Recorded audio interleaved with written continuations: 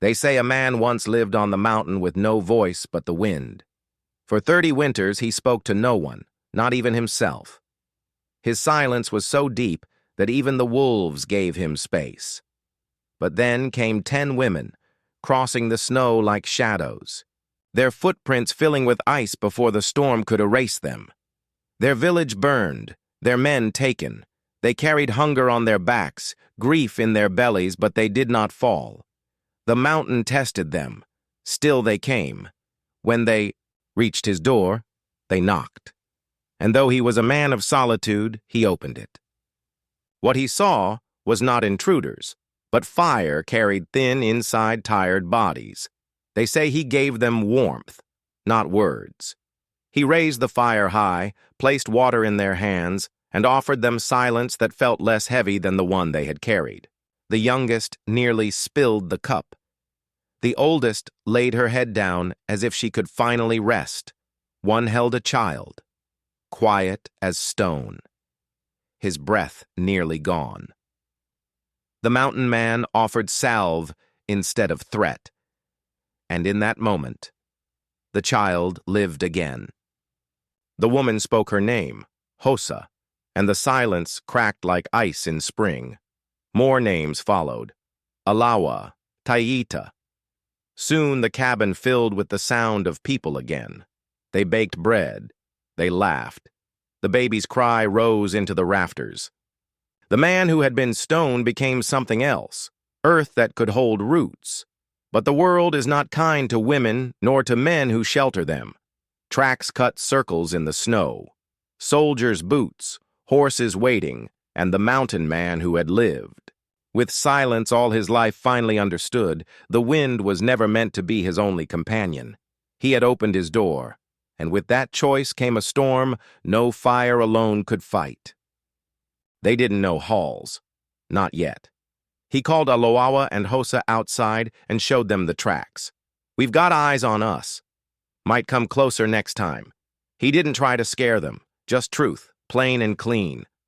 Aloa's jaw clenched, and Hosa pulled. Nanton tied her to her chest, but neither woman turned to run. Aloa spoke first. We stand or we vanish. He nodded. Then we prepare. The cabin wasn't a fortress, but he built it solid. He reinforced the shutters, stacked firewood against the lower windows, and set snares around the perimeter. Not for rabbits this time, but for boots. Hosa and the older women sharpened kitchen knives and kept them near. The younger ones hauled water from the well and filled every basin, barrel, and pot in case the pump was damaged. It wasn't much, but it was more than nothing, and it gave them purpose. That mattered. Night came heavy. No one slept. They took turns watching. Holly sat in his chair by the door, shotgun resting across his knees, ears straining for any crunch of snow. When he closed his eyes, he didn't dream of Ruth for once. He dreamed of the fire outside being stamped out, one boot at a time by shadows he couldn't see. He woke with a start before dawn, smoke real this time, not from his chimney. He rushed outside. The smokehouse was burning, flames licking through the roof like tongues. The meat days of work was ruined. But that wasn't the worst of it. At the edge of the clearing stood 3 men on horseback. They didn't shout. They didn't move forward, just watched as the building collapsed in on itself. One of them raised a hand, mocking a kind of twisted wave, and turned his horse with slow arrogance, gone before Holly's could even reach for his rifle. But the message was clear. We know you're here. We know you're hiding something, and we'll be back. Aloa cursed softly in her native tongue. Holly's didn't ask what she said. He didn't need translation. Hosa had tears in her eyes, not from fear, from fury.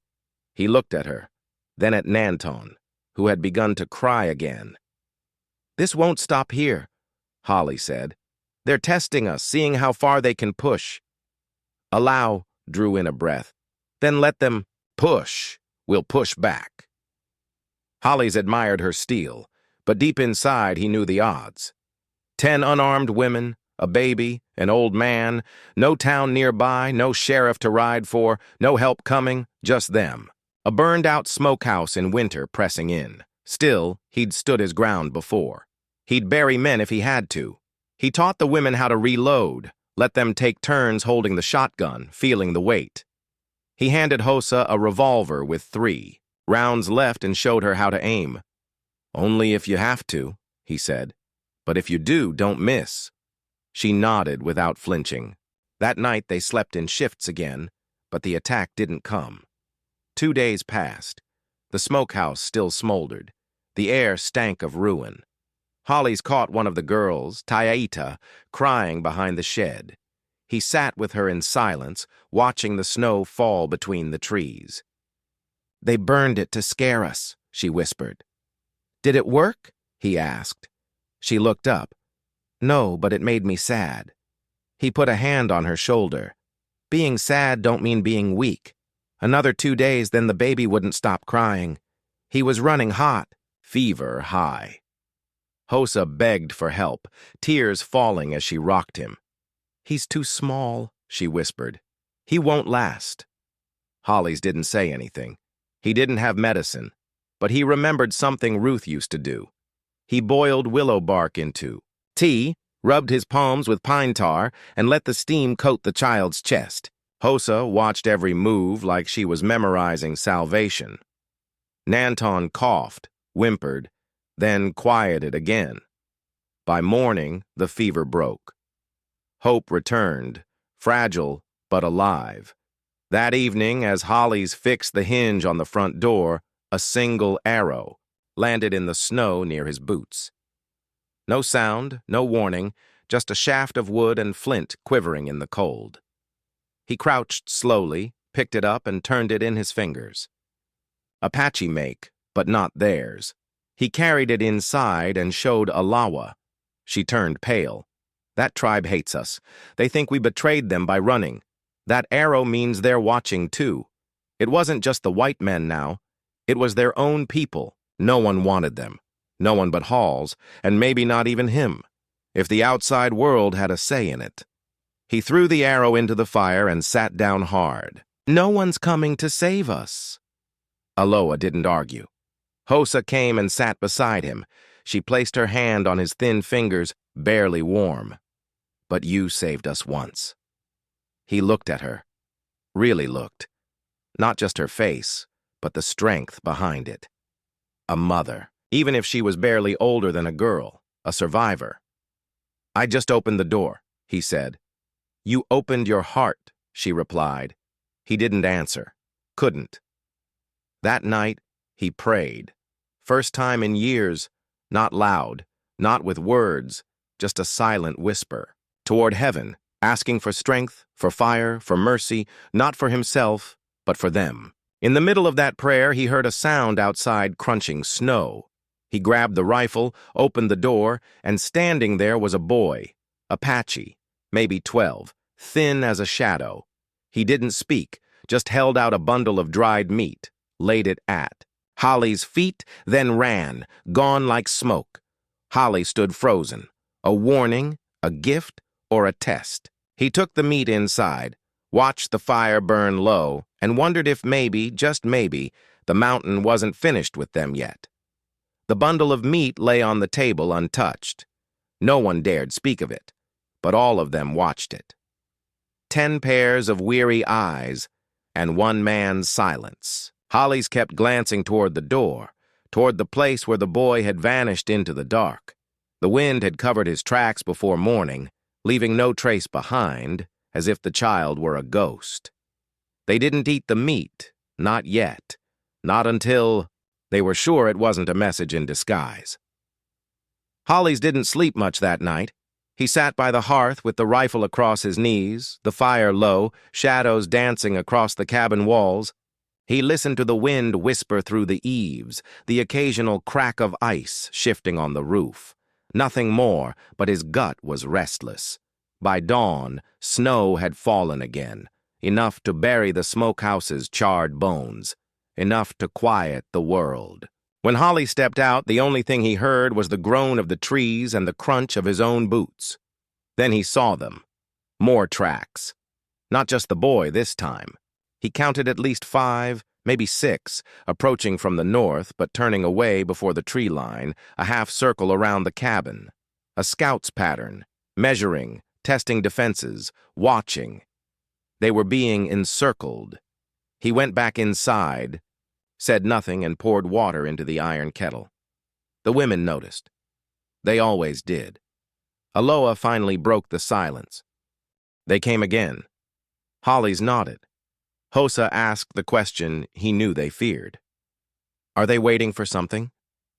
Waiting for us to run, he muttered. Or weaken.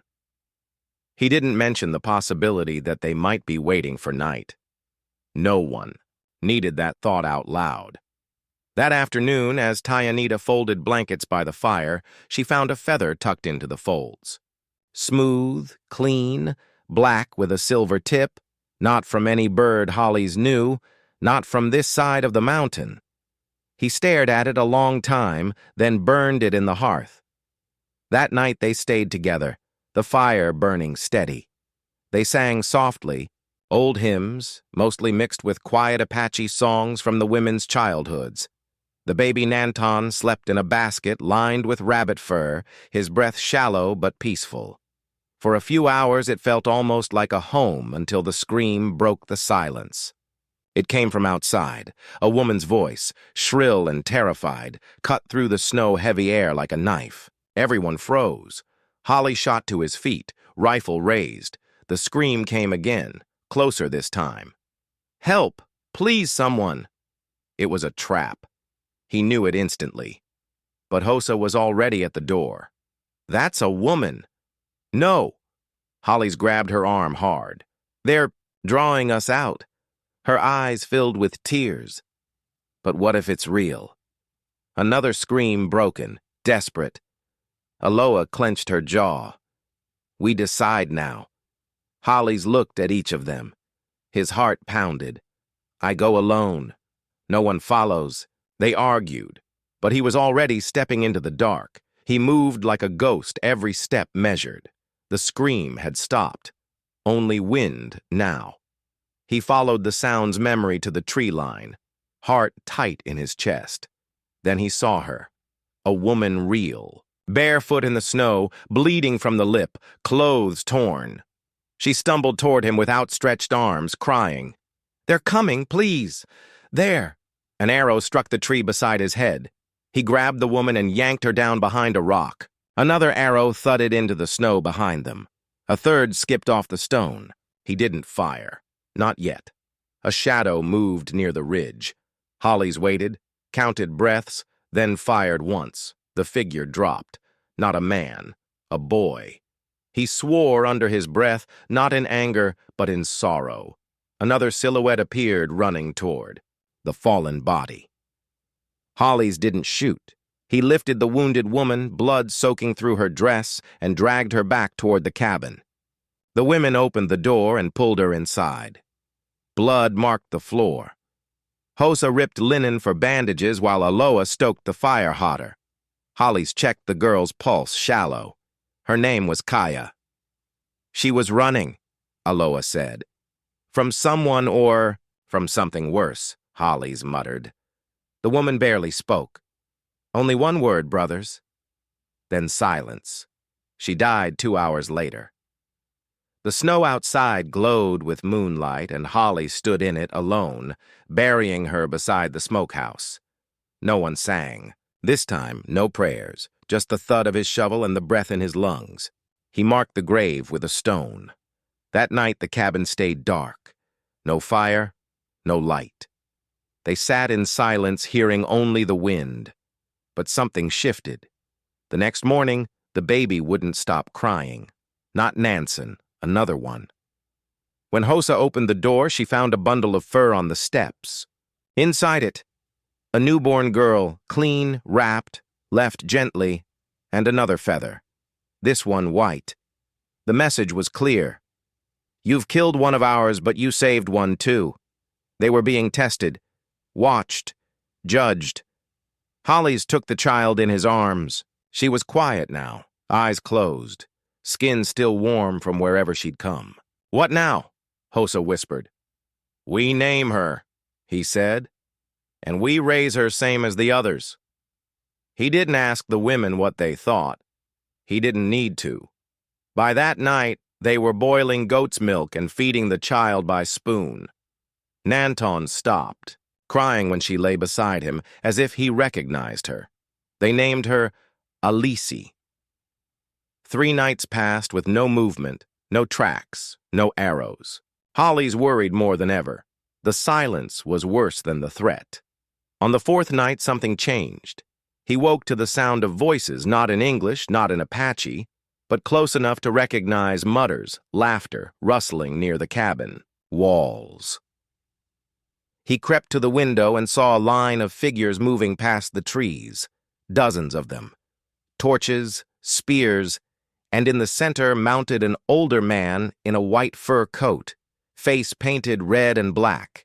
Holly's had seen him once years ago, a war chief, exiled, ruthless, and now he was here. The cabin would not hold, not forever. The first light of dawn didn't warm the mountain. It bled through gray clouds like a warning. Holly's hadn't slept, not a moment. His rifle lay across his lap, the butt worn smooth where his palm had rested all night. Through the frost-lined window, the torches had vanished. The war chief and his procession moved on or pretended to. The snow outside was untouched. But that was a lie. There were no footprints because they'd covered them. Deliberate trained. He'd seen Apache scouts do it when he was younger, and he recognized it now, a ghost war. They were circling, testing, closing in. He rose from the chair stiffly, his joints aching from the cold and stillness. The cabin remained quiet. 10 women and 2 babies slept in knots on the floor, leaning against one another for warmth. Hosa's head rested on Aloa's shoulder. Teanita cradled Alice and Nanton between them, a barrier of arms and old strength. Holly's walked past them without waking a soul. Outside, he scanned the horizon, slow and steady. A rabbit darted across the edge of the woodline. A bird trilled somewhere, far off. Too quiet, he spotted a rock, freshly disturbed, turned by a footstep still warm beneath the frost. They were being watched, and not just from afar.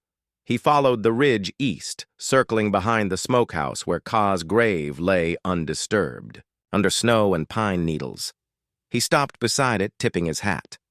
A low prayer passed his lips, not a practiced one, just words born from the tired ache in his chest. Then he saw it. Another feather, this one black again, driven into the grave marker. That was no offering.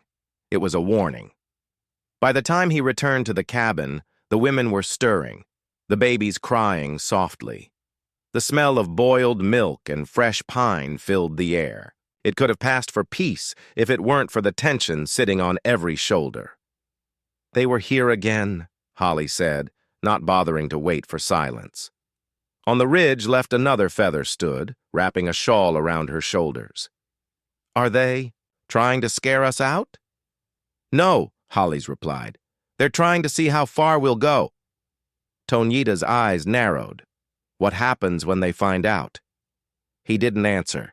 Instead, he opened the chest beneath the table and took out the maps, spreading them across the floor.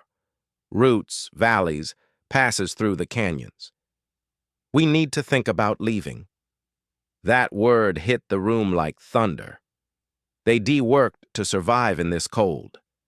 Had rebuilt the smokehouse, patched the roof, planted dried beans inside the root cellar to sprout in jars. Alicia and Nanton were growing, thriving even. And now, just as it felt like home. You mean run, Hosa said quietly. I mean live. But not all of them agreed. We've run enough, Aloa said from soldiers, from our own, from everyone. I'm not asking you to run, Holly said. I'm asking you to outlive them. He didn't want to leave either. He'd carved this home from stone and silence, built it with grief in his bones. But the war chief wouldn't relent. They were a stain on this mountain in his eyes. A mistake to be corrected. Just think on it, Holly said finally, folding the maps away. That afternoon brought the first real warmth in weeks. Sunlight broke through the clouds, melting the snow in slow, glistening drips. Hollies took it as a gift, a brief window to prepare. They took turns watching the trees, shifts of two with the babies kept close. Halls walked the perimeter and set new traps, not for hunting this time, but for warning. Wire, glass, tin hung from branches to rattle at the slightest motion. Still, night fell heavier than the last. The torches returned. Not near, just visible on the far ridges. A circle of them. 100, maybe more. Halls didn't count. He didn't need to. The war chief was showing his numbers. They had days at most. Then, while Taida was patrolling near the brook, she heard something soft beneath the wind. A whimper. She followed it carefully, heart beating in her throat. Behind the boulder field, where snow drifted deep, she found a child alone. No more. Then 6, barefoot, dressed in buckskin, shivering violently. She knelt slowly, whispering in Apache. The child didn't answer, just held out something with trembling fingers, a rag soaked in blood.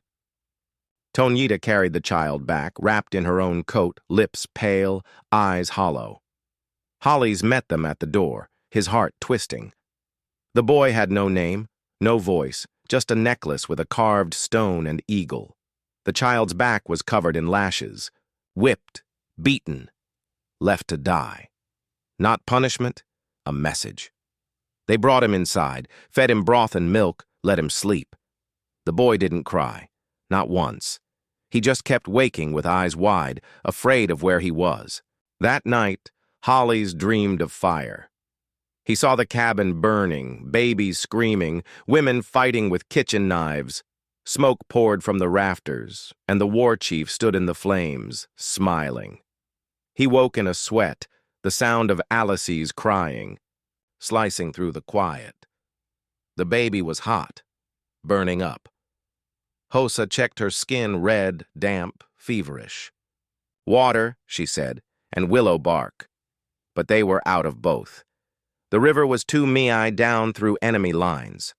Holly stood. I'll go. No, Aloha said. It's suicide. I'll go, Hosa offered. But Holly shook his head. No one else knows the signals. No one else sees like I do. He packed quick, canteen, rifle, rope, and stepped into the cold before anyone could argue more. The sun hadn't risen yet. Only the stars watched him pass into the trees. Every step was danger, every breath too loud. But he made it to the stream, filled the flask, dug for bark. Then a branch snapped behind him. He turned slowly. 3 men, Apache painted faces spears. Halls raised his hands, said the words he remembered from youth. Words of respect, peace. They didn't attack. They watched him. Then one stepped forward and dropped a bundle at his feet, another blanket. Inside it dried roots, herbs, even a carved rattle. For the baby, one said in English, then vanished, just like that. Back at the cabin, they boiled the herbs, cooled skin. Her fever broke by morning. She slept calmly, lips curled into the ghost of a smile. Holly sat beside her for hours staring at the bundle. What changed? Alawa asked. He didn't answer, not directly. But deep in his gut, he felt something turning. They weren't enemies, not all of them. Some were watching to see what kind of man he'd be. And maybe, just maybe, some hoped he'd survive. The next day, the boy spoke. Just one word, Kyun. It meant brother. Then he pointed to Alisi's sister. That evening, Hollies called everyone together. They sat in a circle around the hearth, and he laid the maps out one final time. We stay, he said. They didn't question it because for the first time, they didn't feel alone. The wind shifted that week, rolling down from the peaks with a sharper bite. It scraped against the eaves of the cabin like claws testing old wood, but inside, warmth held, barely. The hearth fire was kept alive by whatever they could find to burn, and Hollies had resorted to breaking apart a wooden chair he'd carved 20 winters ago, just to keep the children warm.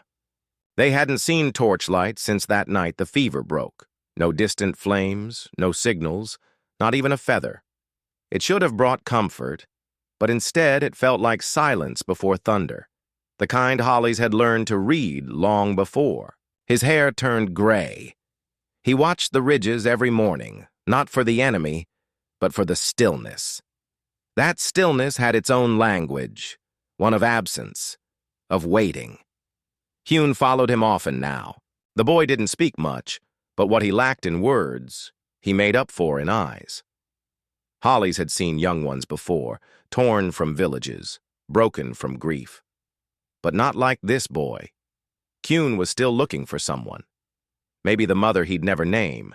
Maybe a brother who never came back.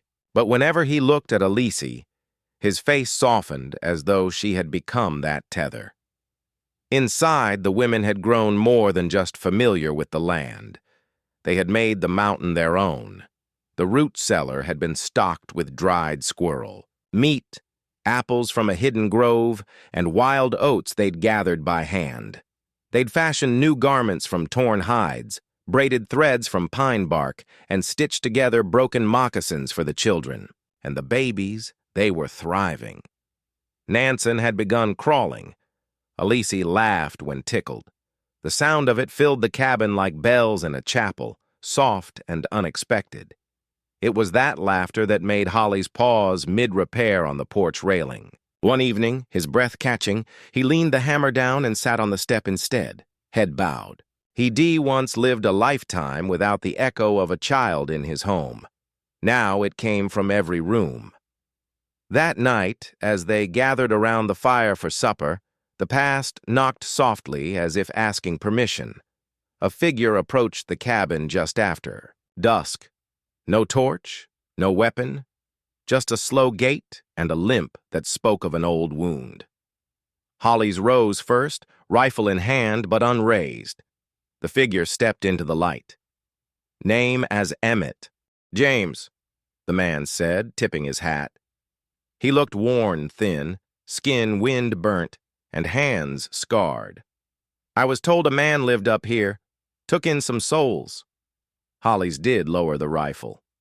Who told you? The man gestured behind him. No one just followed. The tracks. Snow's thin this side. You a scout? Used to be Union side, though that war's long behind me. Just looking for a place to be, sir.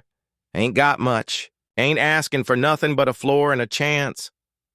Aloha stepped out behind Hollies, her eyes scanning the stranger like she could see beneath his skin. After a moment, she gave the smallest nod. Holly sighed and stepped aside.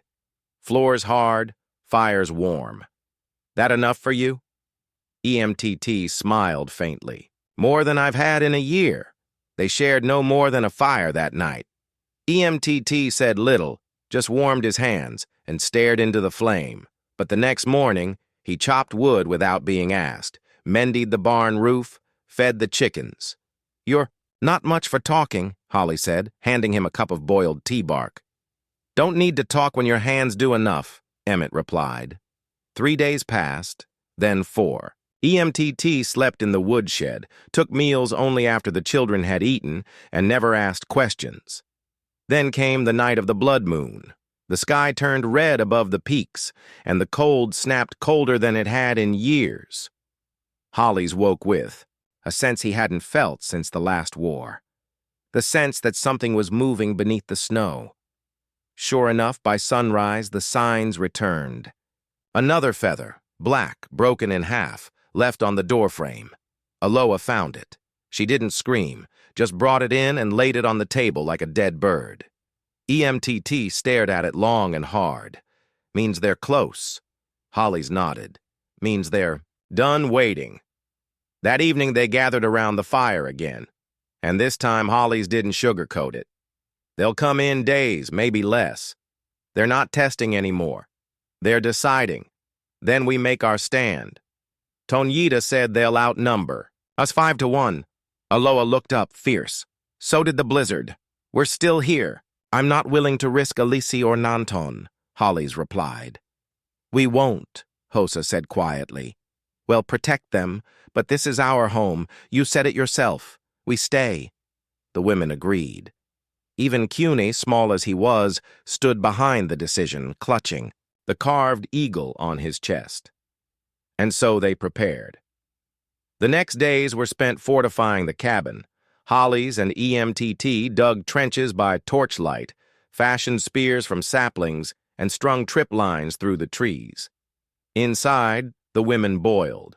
Tar, melted tallow for torches, and packed the children's things in case of retreat. Then on the 5th night, the dogs began to bark. The ridgeline lit with torches, a wall of flame in the dark, but they didn't charge. Instead, one man came forward, alone, unarmed, draped in black furs.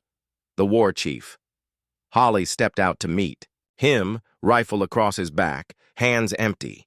You shelter traitors, the war archive said in broken English. You hide them from justice. They're not traitors, Hollies replied. They're survivors. Same thing. What do you want? The chief pointed to the cabin. The children, the women, they return with me. They'd rather die. The chief's face didn't change. That is allowed. Holly stepped forward. You'll have to kill me first. The chief smirked. That too is allowed. Then he turned and walked back to the line of fire. That night, no one slept. The cabin was filled with silence, broken only by the occasional crackle of the hearth and the soft breathing of babes. At midnight, snow began to fall, thick, fast, hiding the world. And then came the war cries. They rushed like ghosts from the trees, silent until they were. EMTT fired the first shot, then Hulls. The women moved like smoke, herding the children to the root cellar, while the men held the door. Screams fire, snow turned red, but they didn't fall. Every man who stepped inside the cabin met steel or lead. Aloa drove a carving knife through the throat of one. Hosa cracked another's skull with a log. Hours passed, then silence, and then a scream from the woodshed. Hollies ran, slipping in the blood-slick snow. Inside, Emmett lay wounded badly, but beside him stood Kuhn, holding a blade, eyes wide but steady. The boy had saved him, and outside, as the first light broke over the mountain, the torches flickered out. They were gone, scattered. Hollies dropped to his knees in the snow, breathless. Behind him the cabin still stood, burned, scarred, but standing. Inside, life stirred. The babies cried, and for the first time in 30 winters, the mountain felt like home to more than one. The battle was over, but its echoes remained. The snow around the cabin didn't melt for days. It held the stain of what had been fought for, lines of red where blood had soaked through and frozen in jagged, violent shapes. The roof had been singed. 2 walls splintered by axes, and half the root cellar had collapsed beneath the tremors of men's boots. But the cabin stood. The people inside it stood too, shaken, bruised, scraped raw by fear and exhaustion, but they were upright. EMTT lay on the cot for nearly a week, his shoulder stitched by Hosa's careful hands, his face pale from blood loss. He never once complained. When Hollies asked if he remembered the attack, EMTT only gave a slow nod and muttered, "Should have died 3 times before that. Guess I'm still behind on my dues." The women didn't cry. Not until days later. Not until the children were asleep. The door was locked, and the wind was calm enough to allow silence to speak. Teanita held Aloa's hand by the hearth as both trembled, not from cold, but from everything they had survived. Hosa sat close with the babies bundled in her lap, tears gliding silently down her cheeks. She'd lost family before. She'd debuted them beneath the same kind of snow. But this grief was different. It came laced with gratitude, with relief. They had made it. Hollies, meanwhile, kept himself moving, fixing what he could, rebuilding what couldn't wait. But there were times he sat still too long, hammer in hand, staring at the empty spot near the barn where one of the enemy had fallen. Not because of the death, but because of what Kuhn had done. That boy, maybe 7 years old, had killed to protect them. Hollis remembered wiping the blade clean, finding the child afterward, huddled in the hay with blood on his hands and nothing in his eyes. "Kuhn," he said that night as they sat outside, the stars like frozen tears overhead. "You're not a killer." Kuhn didn't speak. "You did what you had to." The boy blinked. The faintest tear rolled down one cheek, but he didn't wipe it. "You're a protector now," Hollis added more gently. "There's a difference."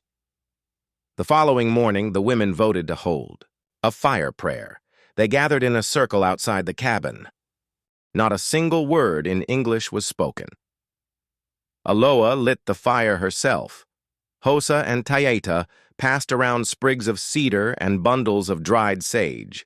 Kuhn stood between them, his small hands folded. Even the babies were silent. Hollis watched from a distance, not intruding. He didn't understand their language, not the words at least, but he knew the meaning. He felt it settle in the air like a benediction, loss and healing, bound by flame. What had happened here would not vanish, but it would be remembered with reverence. That night the quiet felt deeper, not haunted, not heavy, just full of breath, of space, of rest. And then a sound they hadn't heard in weeks. Hooves. Not many, just one.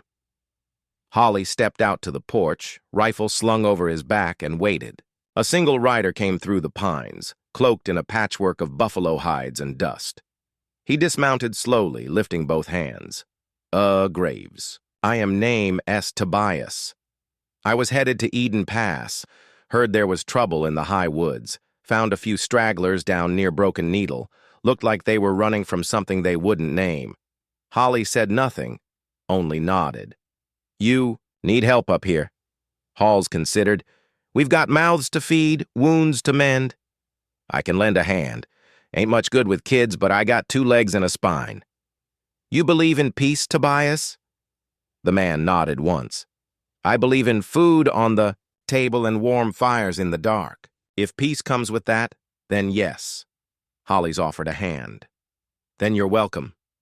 Tobias settled in quickly, quiet, unassuming, but useful. The barn got patched faster. Traps were set deeper in the woods, bringing in more hares and birds. By the 4th day, he had earned even Aloa's trust, a feat Hall didn't take lightly. It wasn't just survival now. It was life, something more than breath and heartbeat. There were mornings when the sun came up over the ridge, and the smell of stew was already drifting through the cabin. Laughter rose more often than coughing. Kun and Alice had created a game with stones and twigs. The women began carving again, not tools or weapons, but animals, gifts, and Hollies, without announcing it, began something too. On the far side of the cabin, beyond the old woodshed, he laid down stones, a foundation. No one asked what it was for until EMTT finally hobbled out and stood beside him. You building a coop? No. A stable? No. EMTT squinted at the shape. A schoolhouse. Holly smiled faintly. A home. We got one of those. This one's bigger for all of them, with room for more. EMTT chuckled.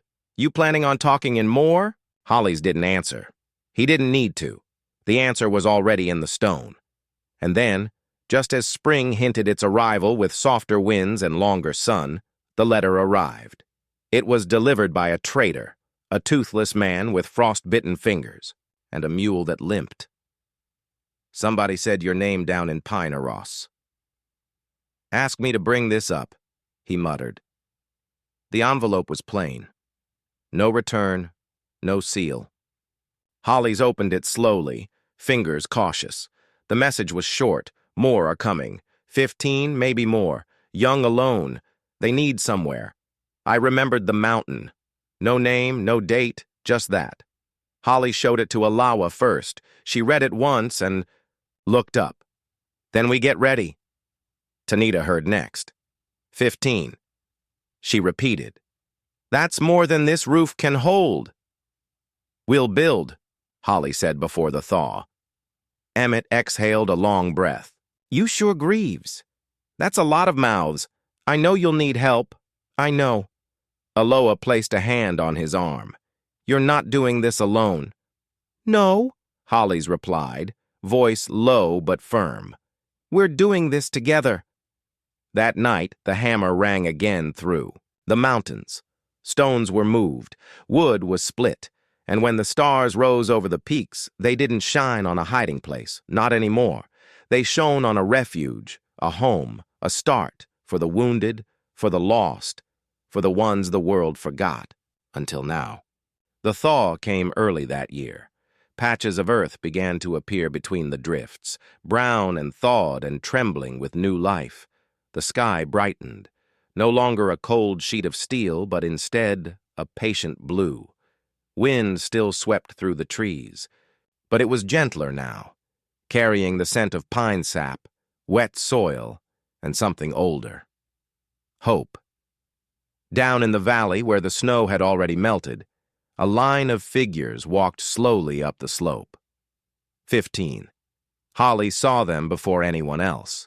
He'd taken to walking the ridge every morning just after sunrise, not because he expected them yet, but because it steadied his heart. It reminded him to be ready. And when he saw that thin thread of movement, that line of shapes stumbling over thawing roots and broken rocks, he didn't panic. He turned and walked back toward the cabin. They're coming, he said simply as he passed the barn. EMTT, who'd been repairing the wheelbarrow, dropped his hammer. Now they're halfway up. EMTT rushed inside. Aloha met him at the door, already, clutching extra blankets. Hosa grabbed dried meat and biscuits from the pantry.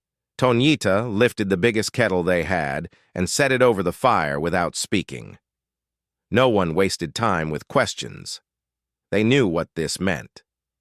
By the time the children arrived, tattered, starved, red-eyed, and limping, the cabin had a fire roaring, food waiting, and beds made. None of the orphans could have been older than 11. Some clung to one another, others walked alone, heads bowed, too exhausted to cry. Hollis opened the door and didn't ask a single question. He just nodded. You're home. The oldest girl, maybe 10, stood in the middle of the room after leading the others in. Her name, they would learn later, was Saya. She didn't speak until everyone was inside and the door had closed behind them. This isn't what we thought it'd be, she said in a hoarse whisper. It's warmer. Halls knelt to meet her eyes. It's what you needed. That's all it has to be. She stared at him for a long moment. Then she reached forward and took his hand, small fingers trembling. Thank you. They didn't ask what had happened to the children. They didn't need to. Some things could be seen without being spoken. The bruises, the hunger, the way some of the boys flinched when a pot clanged too loud, or how the littlest girl refused to let go of her brother's sleeve even while she slept. But slowly, gently, things began to change. That night, they made soup. It was simple beans, herbs, bits of smoked rabbit, but to the children it tasted like something sacred. They devoured it in silence, then in murmurs, then in laughter. Emmett told a story about a goat he'd once raised that liked to eat boots, and a girl with no front teeth laughed so hard she spilled her bowl. No one scolded her. Aloha just poured another. By the second day, the children had started to speak again. Just small things. Their names. What they used to eat. One said he liked drawing animals. Another whispered that she used to sing, but her voice had been taken by frost. Hosa sat with her on the stoop and hummed an old lullaby. When the girl didn't join in, Hosa smiled and kept humming anyway. The voice doesn't disappear, she said quietly. It just waits. By the third day, they helped with chores. Saya insisted on sweeping the floor. 2 boys carried water. One of the smallest children, a boy who hadn't spoken at all, brought sticks. for the fire and lined them up carefully, one by one, like soldiers. And by the fourth day, they played. It began with a snowball packed gently and tossed by Kuhn. It hit a boy in the arm. The boy blinked, then made one in return. Laughter followed. It was raw and bright and real. Holly stood watching from the porch, arms crossed. He hadn't known how this would go. He still didn't. But the weight in his chest had changed. It wasn't grief anymore. Not exactly. It was something heavier in some ways, but far more alive. It had shaped now. Names, faces, family. And yet, even in the peace, Holly's felt the old instinct stir because peace didn't last unless you guarded it. That night, once the children were asleep, Holly sat by the fire with Aloha, Emmett, and Hosa. "We need a plan," he said. "This can't just be charity. We need to build something lasting." "A school," Aloha said first. "A garden," Hosa added. "A wall," Emmett muttered. They were all right. The days that followed were filled with labor, but no one called it work. A space behind the barn became the site for the schoolhouse. Stones were laid out again, but this time by many hands. Even the children helped, carrying rocks and tying bundles of twigs for the roof. Kuhn painted a sign for the entrance, though he couldn't write more than his own name. He just painted stars. "We need books," Saya said one morning. "And chalk and blankets for the benches. We'll get them," Holly's promised. He had no idea how, but the words felt true when he said them. The weather warmed, streams returned, rabbits bred again, and the woods grew loud with birds. Tobias, who had never intended to stay more than a week, now spent his evenings teaching the children how to whittle and fish. "Every one of these little rascals needs a trade," he muttered. "They ain't going to grow up lazy." They weren't. Even the smallest ones now carried themselves taller. They knew they had a place, that they were wanted. One night, as the sky turned red with dusk, Holly stood, on the ridge again. He looked down at what had once been a solitary cabin. Now it was a village, 3 cabins under construction, a schoolhouse nearly finished, a fenced area for goats, a smoking rack near the trees, children running, women laughing, men working, a life blooming where only survival had once lived. He felt someone beside him and turned to see Alawa. "You're thinking about your wife again," she said gently. "Sometimes. I think this is what she saw before I did." Aloha nodded. "She gave you time to find it. She would have loved this place." Aloha didn't answer with words. She simply placed her hand on his shoulder and stood beside him as the light faded. That night, the first of the older boys, an 11-year-old named Nantone, asked Holly's if he could help keep watch. "I know how to load a rifle," he said. "I just want to make sure everyone's safe." Holly's nodded. "We take turns here. You'll have yours." Nansen grinned like he'd been Ned. Later in the dark, Holly's whispered a prayer before sleep. Not for protection, not for more provision, just thanks. He had never asked for this life. He had never expected it. But it had come anyway. The final snowfall melted the next morning, revealing not ruin, but roots. And from those roots, the mountain breathed something new. Not silence, but songs. The wind had changed. Even the trees knew it. The season had turned, not just from winter to spring, but from survival to something, softer, richer, and more deeply alive. It came not with a roar, but with small signs. The unfurling of buds on the trees, the chorus of frogs down in the marsh, and the children's laughter echoing between the cabins like music made of sunlight. And yet peace had to be kept. The mountain taught them that much. On the morning of the spring market, Holly stood outside the schoolhouse, tying a bundle of dried meats and herbs into a burlap sack. Tobias had brought news weeks ago. Traders would be gathering at Pine Hollow again, the first time since the snow. That meant supplies, cloth, salt, maybe even books. But it also meant stories would travel faster. Questions would be asked. And someone might wonder what a weather-worn man was doing, raising 10 Apache women and 15 orphan children on a hidden ridge with no government record and no official blessing. But Holly's didn't flinch. He had chosen this life with his eyes open, even if his heart had still been healing when it began. Now, it beat steady. Beside him, Aloha sorted buttons into a tin. Hosa stitched a tear in Kuna's coat. EMTT carried a list of things they needed, and the children ran wild, knowing the market day meant new shoes, maybe sweets, maybe stories. One of the little girls, Tassie, stood on tiptoe and whispered to Holly's, "Can we get red ribbons this time?" "Only if you help carry the flour," he said.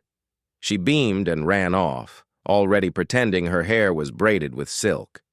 The trip to Pine Hollow was long but not dangerous. With EMTT guiding the wagon and 3 older boys riding alongside on borrowed ponies, they made it in just under 2 days. When they arrived, the town was already buzzing.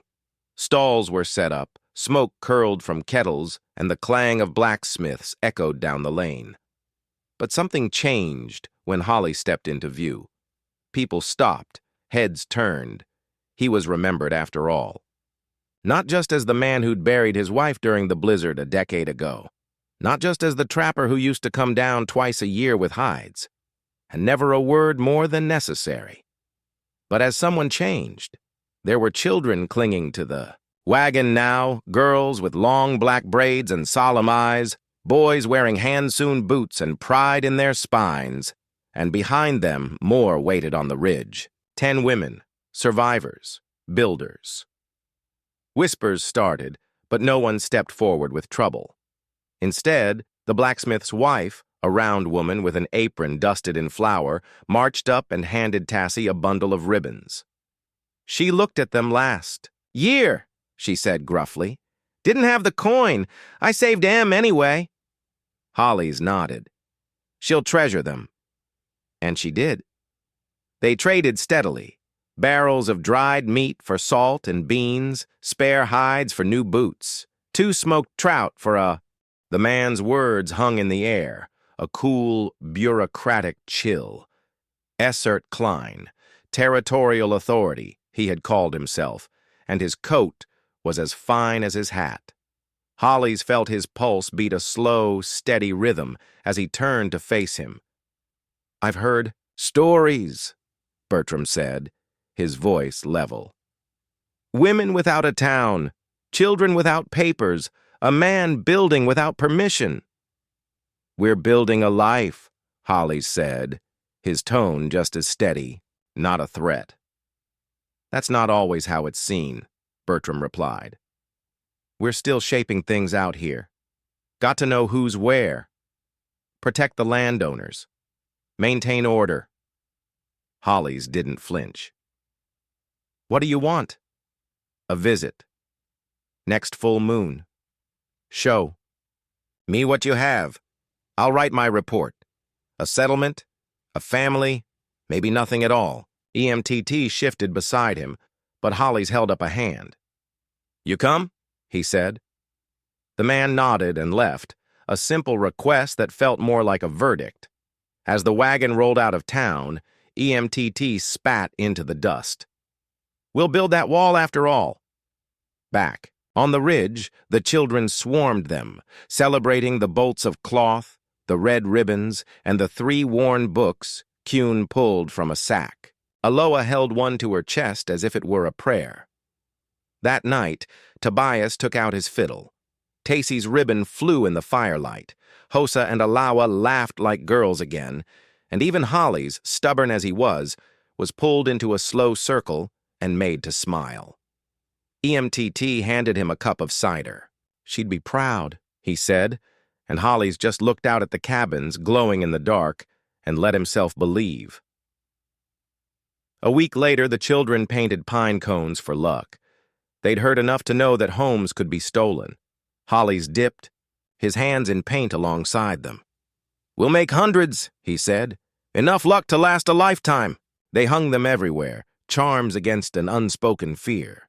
They weren't afraid, but they weren't naive.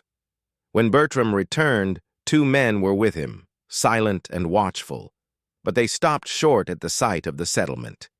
The schoolhouse stood finished. 15 children learned their letters.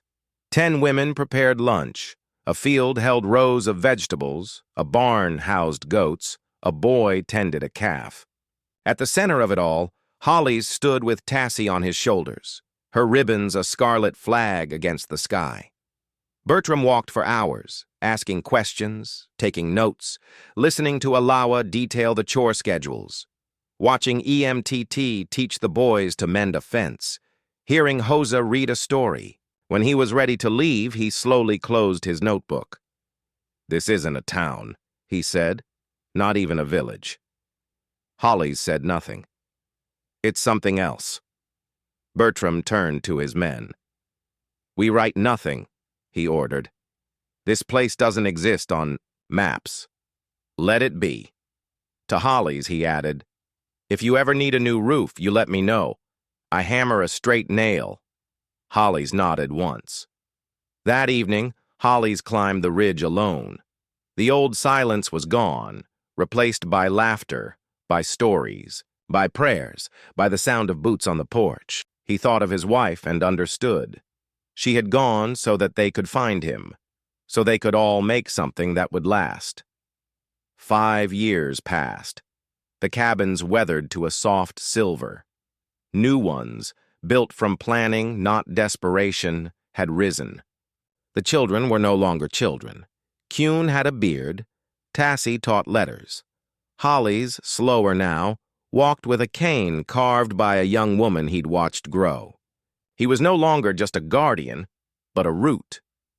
Tobias, white-haired and weary, returned one day, his fiddle still on his back. "Heard the mountain grew a town," he said with a grin. Holly's just smiled. "Not a town," he replied. "Family." They sat beneath the old pine, listening to the voices of 20, maybe more, echoing up from below. Not blood-bound, but bound all the same. By love, by loss, by shelter found and chosen.